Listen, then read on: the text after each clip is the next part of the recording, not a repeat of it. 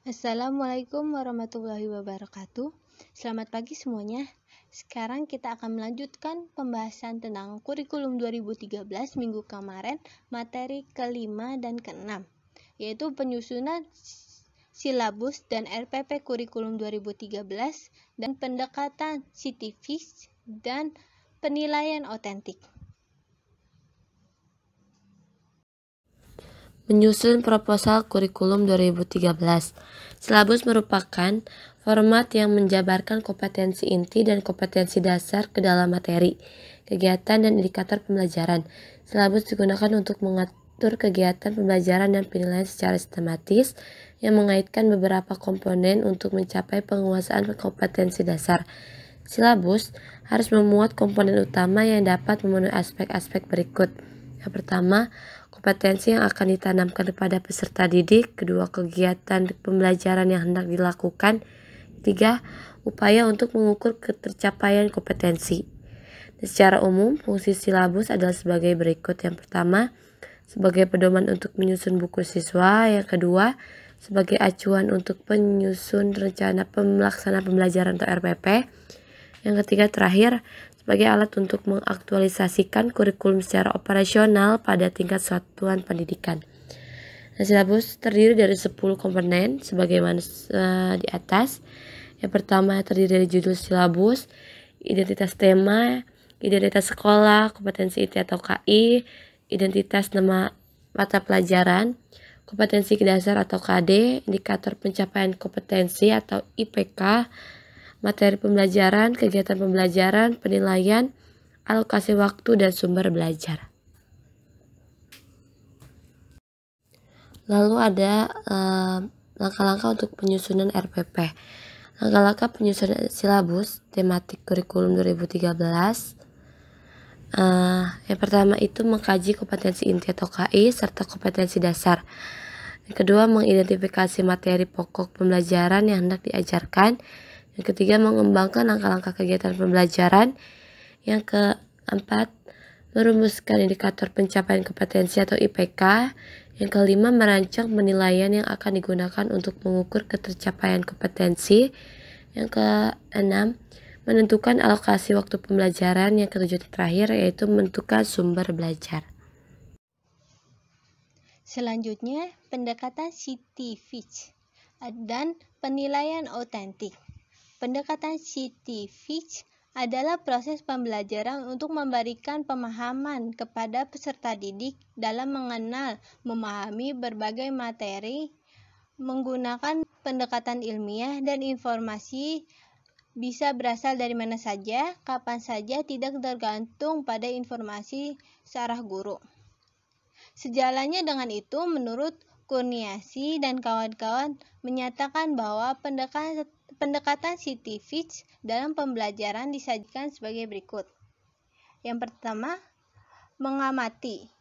Kegiatan mengamati ini kebermaknaan proses pembelajaran. Yang kedua, menanya.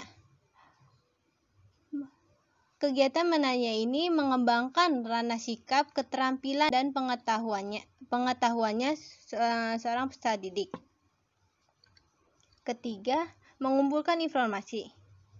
Kegiatan ini dilakukan dengan menggali dan mengumpulkan informasi dari berbagai sumber. Keempat, mengasosiasikan dan mengelola informasi. Kelima, menarik kesimpulan. Kegiatan ini menyimpulkan dalam pembelajaran dengan pendekatan saintifik merupakan kelanjutan dari kegiatan pengolahan data atau informasi. Keenam, mengkomunikasikan. Kegiatan ini dapat dilakukan melalui penulisan atau menceritakan apa yang ditemukan dari kegiatan mencari informasi, mengomunikasikan, dan menemukan polanya. Selanjutnya, penilaian otentik. Penilaian adalah proses pengumpulan berbagai data yang memberikan gambaran mengenai perkembangan siswa setelah siswa mengalami proses pembelajaran. Penilaian otentik adalah kegiatan menilai peserta didik yang menekankan pada apa yang harus dinilai, baik proses maupun hasil dengan berbagai instrumen penilaian yang disesuaikan dengan tuntutan kompetensi yang ada di standar kompetensi atau SK atau kompetensi inti atau KI dan kompetensi dasar atau KD. Tahapan utama dalam mengembangkan instrumen penilaian otentik adalah sebagai berikut. Yang pertama, identitas standar-standar dikembangkan berdasarkan konten kurikulum. Sebuah standar merupakan menyatakan yang diharapkan dapat dilakukan oleh peserta didik. Kedua, mengembangkan tugas otentik. Tugas otentik perlu dirancang agar peserta didik dapat mengkonstruksi respon atau dibatasi dan memungkinkan mereka menunjukkan keterampilan dan kemampuan dalam melaksanakan unjuk kerja yang terkait dengan standar yang diharapkan. Ketiga, pengembangan kriteria atau indikator kinerja kriteria untuk menilai pemenuhan sebuah tugas otentik harus diharapkan agar penilaian dapat dilakukan secara sistematik.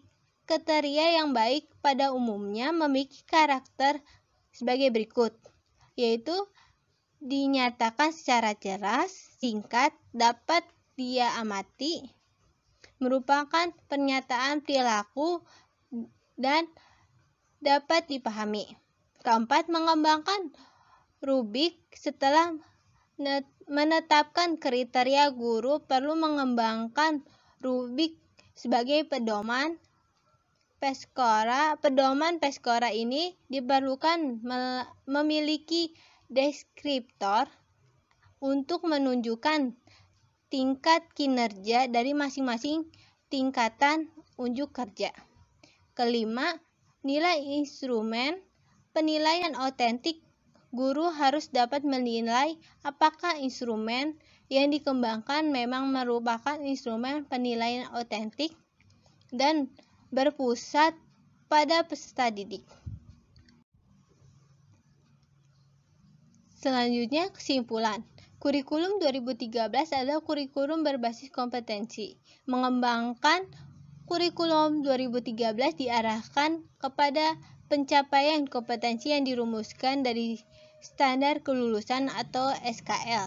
Penyusunan kurikulum 2013 dimulai dengan ketetapan standar kompetensi lulusan berdasarkan kesiapan peserta didik dan tujuan pendidikan nasional. Kurikulum 2013 ditetapkan menjadi alat penyelenggara pendidik pertama kali pada tahun ajar 2013-2014 sebagai suatu kompetensi kurikulum baru. Kurikulum ini tidak dapat diterapkan dengan universitas dan cepat, sehingga masih disepakati sekolah yang menerapkan kurikulum 2013. Selesai sudah pembahasan tentang kurikulum 2013. Jika ada salah kata, mohon dimaafkan.